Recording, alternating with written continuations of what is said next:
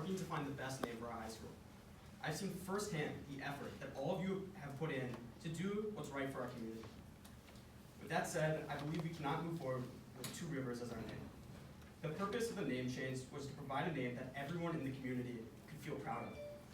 However, as findings of a slave plantation titled the Two Rivers Plantation Mansion have come to light, I would not feel proud attending a school with this name. Sadly, I've heard peers no longer even referring to our school as Two Rivers, but as the Plantation and Plantation High School. It's clear to me that we need to move forward now with a name change, otherwise this issue will always be looming around for years to come. Instead of Two Rivers, I believe we should name our school after Henry Sibley's daughter, Helen Sibley. Helen Sibley was a Native American that lived in a time where she was not seen as equal.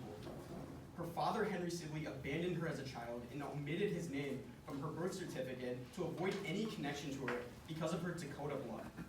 She was the original first daughter of Minnesota. In a time when women were seen as second-class citizens to men, Helen Sibley valued her education and made a point of getting proper schooling. Every student that attends our high school can look at the hardship that Helen Sibley faced and can see that they too can overcome hardship as she did.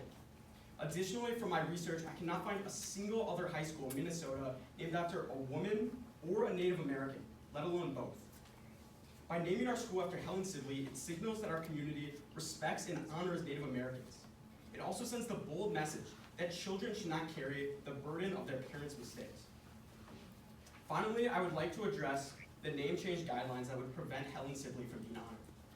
Although I understand why we would want to avoid naming our school after another person, I argue that Helen Sibley should be the exception to this rule. Our community is already entwined with the Sibley name. For the next 80 years, there will be people that continue to refer to our high school as Sibley. My dad still calls Heritage grass, for example. However, by changing our school's name to Helen Sibley, we would be transforming what it means to go to Sibley. It would mean we are a school that knows that life is not always easy, and people will not always give you the respect you deserve. But as Helen Sibley exemplified, we are still able to overcome it. By honoring Helen Sibley, we would be giving her the recognition her father never wanted her to have. Thank you.